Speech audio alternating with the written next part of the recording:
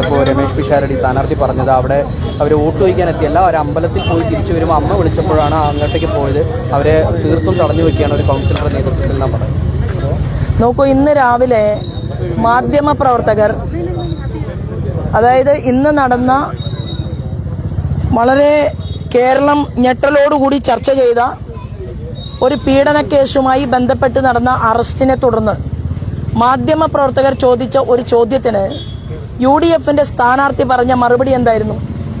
UDFന്റെ സ്ഥാനാർത്ഥി പറഞ്ഞത് ഒരാളുടെ വ്യക്തിപരമായിട്ടുള്ള ഒരു കാര്യമാണ് ബലാത്സംഗം എന്നാണ്.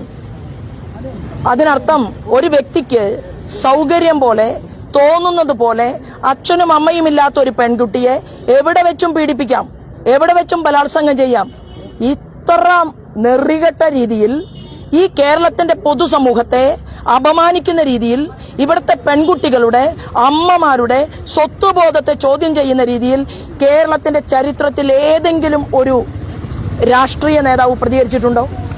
ആ പ്രതികരണത്തെ തുടർന്ന് അമ്മമാരുടെ ഭാഗത്തു നിന്ന് പ്രതിഷേധമുണ്ടായിട്ടുണ്ടെങ്കിൽ പ്രതിഷേധമുണ്ടാകും. എന്താ ചെയ്യേണ്ടത്? അടിയന്തരമായി പ്രക്ഷോഭം എന്ന് പറയുന്ന പെണ്ണുപിടിയനെ അറസ്റ്റ് ചെയ്ത് തുറങ്കിലടക്കണം എന്ന് പറയേണ്ട UDF സ്ഥാനാർത്ഥി കമാന്നൊരക്ഷരം ഈ നിമിഷം വരെ മിണ്ടിയിട്ടില്ല.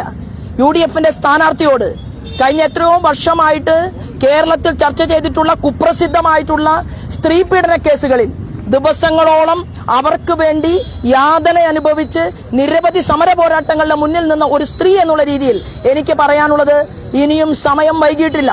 നിങ്ങൾ മാപ്പ് പറയാൻ തയ്യാറാവണം. കേരളത്തിന്റെ സ്ത്രീ സമൂഹത്തിന്റെ മുന്നിൽ സ്ത്രീകളെ വിൽപ്പനച്ചരക്കാക്കുന്ന, അവരുടെ മാംസത്തിന് വില പറയുന്ന രീതിയിലുള്ള സ്റ്റേറ്റ്മെന്റ് ആണ് താങ്കൾ പുറത്തിറക്കിയിട്ടുള്ളത്. ആ സ്റ്റേറ്റ്മെന്റ് പിൻവലിച്ച് കേരളത്തിന്റെ പൊതുസമൂഹത്തോട് മാപ്പ് പറയുന്നതാണ് UDFന്റെ സ്ഥാനാർത്ഥിക്ക് നല്ലത് എന്നാണ് എനിക്ക് അതിനെക്കുറിച്ച് പറയാനുള്ളത്. മറ്റൊന്ന്, ഈ രാഹുൽ മാങ്കൂട്ടത്തിന്റെ വിഷയവുമായി ബന്ധപ്പെട്ടുകൊണ്ട് എന്ത് നീചമായ രീതിയിൽ, നികൃഷ്ടമായ രീതിയിലാണ് ഒരു ഫേസ്ബുക്ക് പോസ്റ്റ് ഇവരുടെ കൂട്ടാളി ഇട്ടിട്ടുള്ളത്. ഫെനി പേര് ഞാനിപ്പോ എന്റെ ശ്രദ്ധയിൽപ്പെട്ടു. ഫെനി നൈനാൻ. ഈ ഫെനി നൈനാനൊക്കെ ഇതിന് മാത്രം ഈ ക്രിമിനൽ സംഘങ്ങൾക്ക് ആരാണ് ഒത്താശ ചെയ്തു കൊടുക്കുന്നത്? ആരാണ് ഇവിടുത്തെ രാഹുൽ മാങ്കൂട്ടം? ആരാണ് ഇവിടുത്തെ UDFന്റെ സ്ഥാനാർത്ഥി? ആരാണ് ഇവിടുത്തെ ആശാൻ ഷാഫി പറമ്പിൽ? ഇവർക്ക് ആരാണ് ഇവിടെ കേരളത്തിലെ പെൺകുട്ടികളുടെ ശരീരത്തിൽ കൈവയ്ക്കാൻ സൗകര്യമൊരുക്കി കൊടുത്തിട്ടുള്ളത്? എന്തിനാണ് കേരളത്തിലെ പോലീസ്, എന്തിനാണ് കേരളത്തിന്റെ ആഭ്യന്തര വകുപ്പ് ഇത്തരമൊരു സാഹചര്യം കേരളത്തിന്റെ മണ്ണിൽ ഉണ്ടായിട്ട് ഒരു പെൺകുട്ടിയെ നികൃഷ്ടമായി പീഡിപ്പിച്ചിട്ട് അത് ഞാൻ വേദനിക്കുന്നുവെന്ന് ഒരു വാക്ക് പോലും പറയാൻ തയ്യാറാകാതെ ഇപ്പൊ എന്താ പറയുന്നത്? അമ്മമാർ പ്രതിഷേധിച്ചു. അമ്മമാരുടെ പ്രതിഷേധം ഇല്ലാതിരിക്കാൻ ചെയ്യേണ്ടത് എന്താണ്? കേരളത്തിനൊരു സംസ്കാരമുണ്ട്. കേരളത്തിൽ നക്സലൈറ്റ് അജിതയാണെങ്കിലും, കേരളത്തിൽ മരിച്ചു പോയിട്ടുള്ള സുഗതകുമാരി ടീച്ചറാണെങ്കിലും, കേരളത്തിൽ ഇന്ന് ജീവിച്ചിരിക്കുന്ന ഗൗരിയമ്മയാണെങ്കിലും, ഇന്ന് ജീവിച്ചിരിക്കുന്ന ഏതൊരു പൊതുപ്രവർത്തകരും കേരളം ചർച്ച ചെയ്തിട്ടുള്ള ഏതെങ്കിലും ഒരു സ്ത്രീ പീഡന വിഷയമുണ്ടെങ്കിൽ ആ ഇരയോടൊപ്പം നിൽക്കുകയാണ് ചെയ്തിട്ടുള്ളത്. ഇത് വേട്ടക്കാരനോടൊപ്പം ഓടിക്കൊണ്ടിരിക്കുകയല്ലേ ഇവിടുത്തെ UDFന്റെ സ്ഥാനാർത്ഥി? വേട്ടക്കാരന്റെ കൂടെ നിൽക്കുക, വേട്ടക്കാരന് തണലൊരുക്കുന്ന ഷാഫി പറമ്പിലിന്റെ കാര്യം എന്താ ചോദിക്കാത്തത്? എന്താ ആശാനെ, നിങ്ങൾക്ക് ഈ കാര്യത്തിൽ വല്ല ബന്ധമുണ്ടോ എന്ന് എപ്പോഴെങ്കിലും UDFന്റെ സ്ഥാനാർത്ഥി ചോദിച്ചിട്ടുണ്ടോ? ഇന്നലെ ഞങ്ങൾ SP ഓഫീസിന്റെ മുന്നിൽ സമരത്തിലായിരുന്നു. എന്താ പറഞ്ഞത്? SP കൃത്യമായിട്ട് കേസുകൾ അന്വേഷിക്കുന്നുണ്ട്. പോലീസിന്റെ ഭാഗത്ത് നിന്ന് നടപടികൾ വളരെ വ്യക്തമായ രീതിയിലാണ് മുന്നോട്ട് പോകുന്നത്. എന്നാൽ പിന്നെ എന്തുകൊണ്ടാണ് നിർഭയ കേസിനു ശേഷം ഒരു പെൺകുട്ടി, ഒരു അതിജീവിത, അവൾ ഒരു മൊഴി പറഞ്ഞാൽ ആ മൊഴി പൊതുസമൂഹത്തിന്റെ മുന്നിലാണെങ്കിൽ വ്യക്തമായി ആ മൊഴിയെ തുടർന്ന് ചോദ്യം ചെയ്യപ്പെടണം എന്നല്ലേ ഉള്ളത്? ആ കുട്ടിയുടെ മൊഴിയുടെ അടിസ്ഥാനത്തിൽ ഈ ആശാനെ ചോദ്യം ചെയ്തോ കേരളത്തിലെ പോലീസ്? ചോദ്യം ചെയ്യണം എന്ന് എന്റെ പാർട്ടിയാകട്ടെ നിന്റെ പാർട്ടിയാകട്ടെ പെൺകുട്ടികളെ ഉപദ്രവിക്കുന്നവരെ വെറുതെ വിടില്ല എന്ന് പറയാൻ, നാവനയ്ക്ക് രണ്ടക്ഷരം പറയാൻ എന്തേ UDFന്റെ സ്ഥാനാർത്ഥിക്ക് സാധിക്കാത്തത്? അപ്പൊ അതുകൊണ്ട് രാഷ്ട്രീയം കളിക്കരുത്. ഇത് ഞാൻ ഒരു സ്ഥാനാർത്ഥിയാണ്. എന്നെ സംബന്ധിച്ച് രാഷ്ട്രീയവും തെരഞ്ഞെടുപ്പിലെ ജയവും അത് രണ്ടാമതാണ്. ഒന്നാമതായിട്ട് ഞാൻ പറയുന്നു, കേരളത്തിലെ പെൺകുട്ടികൾക്ക് ആരുമില്ല എന്നുള്ള ഒരു ബോധം വേണ്ട, ഒരു അന്യതാബോധവും ഇവിടുത്തെ പെൺകുട്ടികൾക്കില്ല. ഞങ്ങൾ ഇന്ന് ഇവിടുത്തെ ദേശീയ വിമൻ കമ്മീഷൻ ചെയർപേഴ്സണ് ഒരു പരാതി ഭാരതീയ ജനതാ പാർട്ടിയുടെ സംസ്ഥാന ജനറൽ സെക്രട്ടറി എന്നുള്ള രീതിയിൽ ഞാൻ കൈമാറിയിട്ടുണ്ട്. ഈ പെൺകുട്ടിയുമായി ബന്ധപ്പെട്ടുകൊണ്ടുള്ള പെൺകുട്ടിയുടെ മൊഴിയുടെ അടിസ്ഥാനത്തിൽ ഈ കേരളത്തിലെ പാലക്കാടിലെ ഇവിടുത്തെ പോലീസ് ഉദ്യോഗസ്ഥൻ എന്ത് നടപടിക്രമമാണ് സ്വീകരിച്ചിട്ടുള്ളത് എന്നതുൾപ്പെടെയുള്ള കാര്യങ്ങൾ ദേശീയ വനിതാ കമ്മീഷൻ അന്വേഷിക്കുമെന്ന് ഞങ്ങൾക്ക് ഉറപ്പുണ്ട്. ഈ രമേശ് പിഷാരടി പോലീസ് ഇടപെടുന്ന നടപടിയല്ല. അതിലിപ്പോ സ്ഥാനാർത്ഥിയെ തന്നുകൊണ്ട് നിങ്ങൾക്ക് BJPക്ക് തന്നെ ക്ഷീണമാവുകയുള്ളൂ. തെറ്റായ നടപടി എന്നുള്ള രീതിയിലല്ലോ സഞ്ചാര സ്വാതന്ത്ര്യം സ്ഥാനാർത്ഥി ഒരു സ്ഥലത്തേക്ക് തടസ്സപ്പെടുത്തി പറയുമ്പോൾ അത് BJPക്ക് ക്ഷീണമാവുന്ന രീതിയിലല്ലേ വരിക. പെണ്ണുപിടിയന്മാരെയും ആഭാസന്മാരെയും തോളിൽ കയറ്റി നടക്കുന്ന ഒരു സ്ഥാനാർത്ഥിയെ സംബന്ധിച്ച് പൊതുസമൂഹത്തിലെ അമ്മമാർ അതിനെതിരെ പ്രതികരിക്കും എന്ന് പറയുമ്പോൾ അത് മാധ്യമലോകം കാണേണ്ടത് ഒന്ന് ശുദ്ധത പഠിപ്പിക്കാൻ തയ്യാറാവുക. ഞങ്ങളെ സംബന്ധിച്ച് ഞങ്ങൾക്ക് എന്താ ക്ഷീണം? അല്ലല്ല, ഞങ്ങൾക്ക് എന്താ ക്ഷീണം? അദ്ദേഹം ഇപ്പൊ ഇന്ന് രാവിലെ രഞ്ജിത്തിന്റെ വിഷയത്തിലായാലും നിയമ നടപടി നടക്കട്ടെ, അതായത് നിയമത്തിന്റെ വഴിക്ക് പോട്ടെ, ഈ പെൺകുട്ടിക്ക്, അതായത് ഇരയായ പെൺകുട്ടിക്ക് നീതി ലഭിക്കട്ടെ എന്ന് തന്നെയാണ് പറഞ്ഞത്.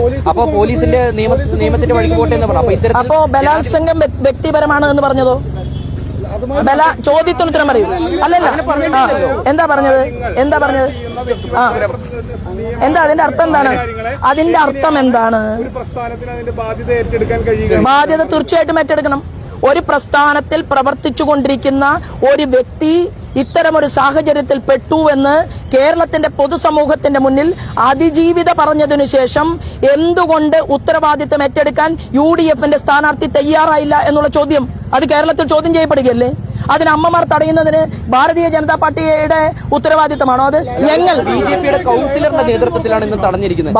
നോക്കൂ, വോട്ട് ചോദിക്കാൻ പോകുന്നെന്ന് പറഞ്ഞിട്ടാണ് അവിടെ തടഞ്ഞത്. വോട്ട് ചോദിക്കാൻ നോക്കൂ, ഒരു പ്രക്രിയയല്ല അത് നിങ്ങൾ ഞാൻ പറയാൻ ആഗ്രഹിക്കുന്നത് വോട്ട് ചോദിക്കാൻ വരുന്നതിനെ കുറിച്ചല്ല വിഷയം. ഇന്നലെ ആ കൗൺസിലർ ഉൾപ്പെടെ സമര പോരാട്ടത്തിലായിരുന്നു. SP ഓഫീസിന്റെ മുന്നിൽ ഞങ്ങളെല്ലാം തന്നെ മണിക്കൂറുകൾ നീണ്ട സമരരംഗത്തായിരുന്നു. നിങ്ങളിൽ പലരെയും അവിടെ കണ്ടില്ല എന്നുള്ളത് ഒരു യാഥാർത്ഥ്യമാണ്. അപ്പോ അല്ലല്ല, അതിലൊന്നും വിഷയമില്ല, അതിലൊന്നും പരാതിയും പരിഭവവും നമുക്കില്ല. പക്ഷേ ഒരു കാര്യം അടിവരയിട്ടുകൊണ്ട് ഞാൻ പറയാം, അടിയന്തരമായി മാധ്യമപ്രവർത്തകർ കൂടുതൽ സ്നേഹം UDF സ്ഥാനാർത്ഥിയോടുണ്ടെങ്കിൽ ഒന്ന് ഉപദേശിച്ച് നന്നാക്കണം എന്നാണ് എനിക്ക് അതിനെക്കുറിച്ച് പറയാനുള്ളത്. നേതൃത്വത്തിലാണ് തടയുന്നത്.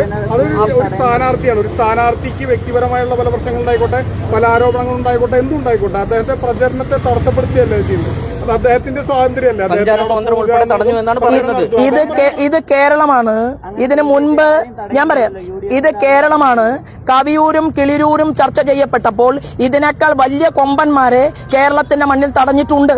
അപ്പൊ UDFന്റെ സ്ഥാനാർത്ഥി മര്യാദ പാലിച്ചുകൊണ്ട്, സംയമനം പാലിച്ചുകൊണ്ട് തെരഞ്ഞെടുപ്പ് രംഗത്ത് നിൽക്കുമ്പോൾ എന്റെ പാർട്ടിയിൽപ്പെട്ട ഒരു കൗൺസിലർ ഒരു പെൺകുട്ടിയെ പീഡിപ്പിക്കപ്പെട്ടിട്ടുണ്ടെങ്കിൽ ഞാൻ അതിന് ന്യായീകരണ തൊഴിലാളിയായി വർത്തിക്കേണ്ടതില്ല എന്ന് പറഞ്ഞുകൊണ്ട് അമ്മമാരുടെ മുന്നിൽ നിങ്ങൾ ഇനി വീണ്ടും ചോദ്യം ചോദിക്കേണ്ട. ചോദിച്ചാൽ ഞാൻ തിരിഞ്ഞു നടക്കുകയാണ് ചെയ്യുക. നിങ്ങൾ ഒരു ചോദ്യം, ഒരു 4 പേര് ഒരേ ചോദ്യം ചോദിച്ചുകൊണ്ട് യാതൊരു കാര്യവുമില്ല. മാപ്പ് പറഞ്ഞിരിക്കണം. UDFന്റെ സ്ഥാനാർത്ഥി മാപ്പ് പറയണം.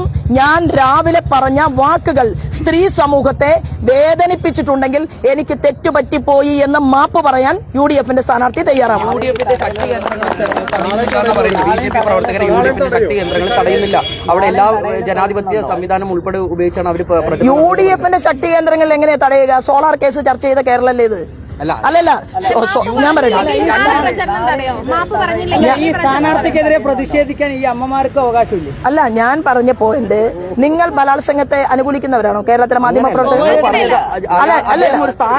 ഞാൻ ചോദിക്കട്ടെ, നിങ്ങൾ ഇങ്ങനെ ചോദിക്കുന്ന ചോദ്യത്തിന് മാത്രം ഉത്തരം പറഞ്ഞാൽ പോലെ ഞാൻ ചോദിക്കുകയാണ്, കേരളത്തിൽ ഇത്രയും നീചമായ നികൃഷ്ടമായ രീതിയിൽ അച്ഛനും അമ്മയും ഇല്ലാത്ത ഒരാളാണ് ഞാനെന്നും എനിക്ക് വേണ്ടി പറയാൻ ആരുമില്ലെന്നും എന്നെ ക്രൂരമായിട്ട് പീഡിപ്പിക്കപ്പെട്ടിട്ടുണ്ടെന്നും ഞാൻ പീഡനത്തിന് വിധേയമാകുന്ന മുറിയിൽ വെച്ചുകൊണ്ട് വീഡിയോ കോൾ വിളിച്ച് ആശാൻ ഷാഫി പറമ്പിലിന് എന്നെ കാണിച്ചു കൊടുക്കുകയായിരുന്നു പ്രക്ഷോഭം എന്ന് പറഞ്ഞതിന് ശേഷം അത് ചർച്ച നടക്കുന്ന ഈ പാലക്കാടിന്റെ മണ്ണിൽ വ്യക്തിപരമായിട്ടാണ് ഓരോരുത്തരുടെയും വിഷയം കാണേണ്ടത് എന്നാണോ ഒരു സ്ഥാനാർത്ഥി പറയേണ്ടത്?